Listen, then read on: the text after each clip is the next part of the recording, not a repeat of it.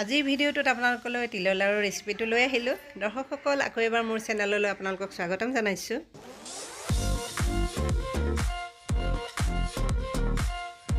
তিলৰ লাড়ু বনাবৰ কাৰণে প্ৰথমে মই তিলখিনি শুকানে ভাজিবলৈ লৈছোঁ। এই তিলখিনি মই বজাৰৰ পৰা আনি ভালকৈ ধুই চুই শিল চিল যি বালি আছে চাফা কৰি ধুই শুকুৱাই লৈছিলোঁ ৰ'দত। আৰু এতিয়া এইখিনিকে মই এনেকৈ ভাজিছোঁ।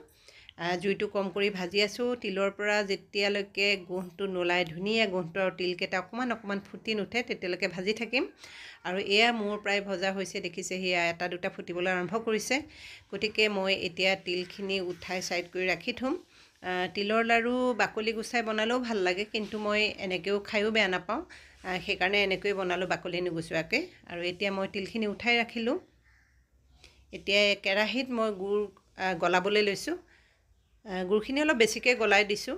যিমানখিনি প্ৰয়োজন হয় ব্যৱহাৰ কৰিম, বাকীখিনি থৈ দিম, যিহেতু বিহু লাগিবই। আৰু আধা কাপমান পানী দি দিলোঁ, দি গেছটো অন কৰি দিছোঁ কম কৰি। আৰু দি এইখিনি এতিয়া মই গলাই ল'ম। চাওক, গুড়খিনি গলাই ল'লে তেতিয়া বনাবলৈ সহজ হৈ পৰে। আৰু এইখিনি চাওক, এয়া গলাই আছোঁ, কিছুমান গলি যোৱাই নাই ভালকৈ। আৰু জলপানৰ লগত খাবলৈও এনেকুৱা পনীয়া গুড় ভাল হয়, আৰু পিঠা বনাবলৈও ভাল হয়। সেইকাৰণে অলপমান সৰহকৈ গলাই ল'লোঁ।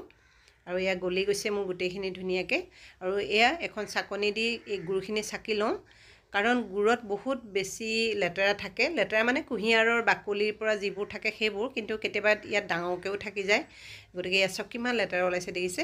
এইখিনি কৰি ল'লোঁ। আৰু কেৰাহীটো হেতাৰে অকণ চাফা কৰি ল'লোঁ, ধুই লোৱা নাই। আৰু যিটোত মই গুড় গলাইছিলোঁ তাতে এতিয়া তিলখিনি দি দিছোঁ। আৰু ভজা তিলখিনি দিয়াৰ পাছত মই অলপ অলপকৈ পনীয়া গুড় দি থাকিম আৰু লৰাই থাকিম। কাৰণ এবাৰতে দি দিলে হয়তো বেছি পনীয়া হৈ যাব আৰু লাড়ু বান্ধিবলৈ অসুবিধা হ'ব।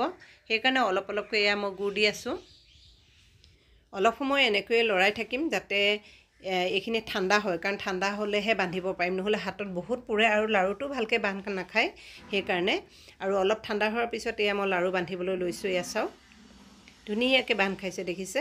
এয়া চাওক কি ধুনীয়া হৈছে তিলৰ লাড়ুটো।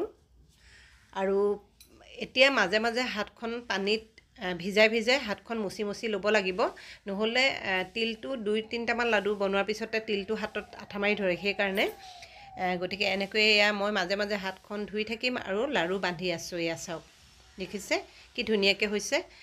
আপোনালোকে কেনেকৈ বনায় কমেণ্ট কৰি জনাবচোন। আৰু মোৰ লাড়ু বনোৱা পদ্ধতিটো চাই কেনে পালে সেইটোও জনাব। আৰু যদি ভাল পাইছে লাইক কৰিব, শ্বেয়াৰ কৰিব। আৰু মোৰ ভিডিঅ'টো চাই থকা কোনোবা দৰ্শকে যদি এতিয়াও মোৰ চেনেলটো ছাবস্ক্ৰাইব কৰা নাই, প্লিজ মোৰ চেনেলটো ছাবস্ক্ৰাইব কৰিব। আৰু কাষত থকা বেল আইকনটো প্ৰেছ কৰি অল কৰি দিব। এয়া চাওক, গোটেইকেইটা লাডু মোৰ বনোৱা হৈ গ'ল। দেখিবলৈ ধুনীয়া হৈছেনে নাই বাৰু কওকচোন।